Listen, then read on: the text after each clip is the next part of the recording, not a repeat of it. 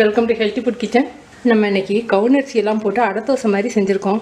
ரொம்ப நல்லா இருக்குது, ரொம்ப கிறிஸ்பியாகவும் இருக்குது, நல்லா கிறிஸ்பியாக இருக்குது,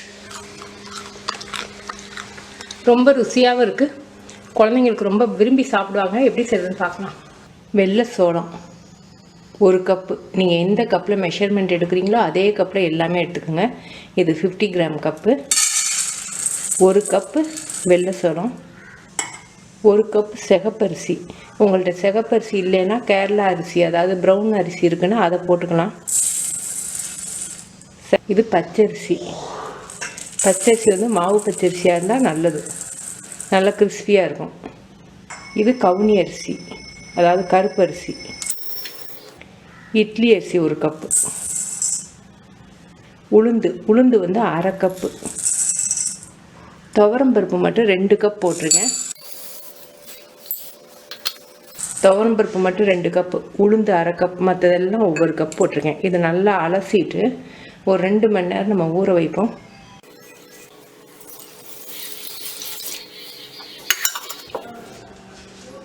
இப்போ நல்லா அரிசி ஊறிடுச்சு.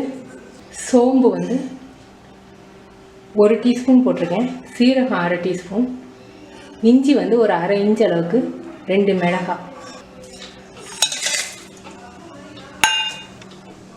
தேவையான அளவுக்கு உப்பு. இதில் புதினா சேர்க்குறேன். புதினா வந்து செரிமானத்துக்கு ரொம்ப நல்லது, பசியவும் தூண்டும். அடை தோசைக்கு மாதிரி கொரன்னு அரைச்சிக்கிட்டுருவோம். மாவு ரெடி. இப்போ உளுந்து சேர்த்துருக்கோம் இல்லையா, அந்த உளுந்து எல்லாத்தோடையும் சேர்ந்து கொஞ்சம் புளிக்கணும். ஒரு 1/2 மணி நேரம் மட்டும் வச்சு வைப்போம். உடனே ஊற்றுனீங்கன்னா தோசை கொஞ்சம் ஹார்டாக இருக்கிற மாதிரி இருக்கும். அந்த உளுந்து ஒன்று சேரணும் இல்லையா, ஒரு 1/2 மணி நேரம் ஆகட்டும். கொரன்னு அரைச்சிருக்கேன் பாருங்கள். இதில் விருப்பப்பட்ட காய்கறி நீங்கள் சேர்த்துக்கலாம். இப்போ 1/2 hour ஆயிடுச்சு. இந்த மாவு எல்லாம் உங்களுக்கு இப்போ யூஸ் பண்ணிடுவீங்கன்னு நினச்சிங்கன்னா எல்லாத்துலேயும் நீங்கள் காய்கறியை சேர்க்கலாம். நான் வந்து எனக்கு கொஞ்சம் நிறையவே இருக்குது, அதை ஃப்ரீசரில் எடுத்து வைக்க போகிறேன். ஃப்ரீசரில் 4 நாள் கூட நீங்கள் ஸ்டோர் பண்ணலாம். அப்புறம் ரூம் டெம்பரேச்சர் வந்த பிறகு காய்கறி சேர்த்து நீங்கள் ஊற்றிக்கலாம். ஃப்ரிட்ஜில் வச்சிங்கன்னா இந்த பருப்பு அரிசி எல்லாம் ஊறிடும். நல்லா ஊறி உங்களுக்கு வந்து அந்த கிறிஸ்பி இருக்காது. அடை தோசையில் இருக்கக்கூடிய அந்த மொறுமொறுப்பு இல்லாமல் சாஃப்டாக இருக்கும், டேஸ்ட்டாக இருக்கும். ஆனால் அந்த மொறுமொறுப்பு இருக்காது. ஃப்ரீசரில் வச்சிங்கன்னா 4 நாள் ஆனாலும் மொறுன்னு இருக்கும் தோசை. அதனால் கொஞ்சம் மாவு எடுத்து நான் ஃப்ரீசரில் வைக்க போகிறேன். இப்போ இதில் காய்கறி சேர்ப்போம். 1 கேரட், மல்லித்தலை கொஞ்சம், நீங்கள் முருங்கைக்கீரை கூட சேர்த்துக்கலாம் இருந்துச்சுன்னா. தேங்காய் பூ வந்து ஒரு 2 ஸ்பூன் மட்டும் போடுறேன், ரொம்ப ருசியாகவும் இருக்கும்.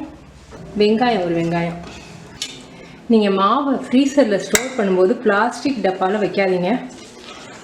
பிளாஸ்டிக் டப்பாவில் இருக்கக்கூடிய டயாக்சின்கிற பொருள் உணவோடு கலந்து கேன்சரை உண்டு பண்ணுங்கிறாங்க. ஃப்ரீசரில் அதிகமான கூலிங், அதிகமான ஹீட்டில் பிளாஸ்டிக்கை யூஸ் பண்ணும்போது அதில் இருக்கக்கூடிய டயாக்சின் கசிஞ்சு உணவில் சேர்ந்துடும். அதனால் ஃப்ரீசரில் தயவு செஞ்சு பிளாஸ்டிக் டப்பா யூஸ் பண்ணாதீங்க. ரொம்ப கெட்டியாக இருக்குது. இன்னும் கொஞ்சம் தண்ணி சேர்த்துக்கோ. நம்ம கவுனி அரிசியெலாம் நீங்கள் வாரம் சேர்த்துக்கலாம், ரொம்ப நல்லது. குழந்தைங்களுக்கும் அடிக்கடி கொடுங்க. வாரத்துக்கு 1 நாளாவது கவுனி அரிசி கொடுங்க. மாவு ரெடி. தோசை ஊற்றலாம்.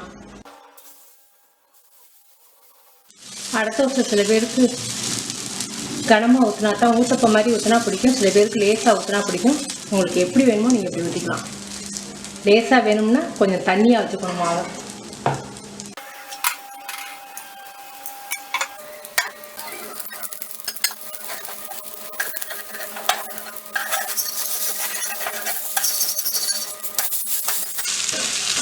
நம்ம சோளம் சேர்த்துருக்கிறதுனால தோசை நல்ல கிறிஸ்பியாக இருக்கும்.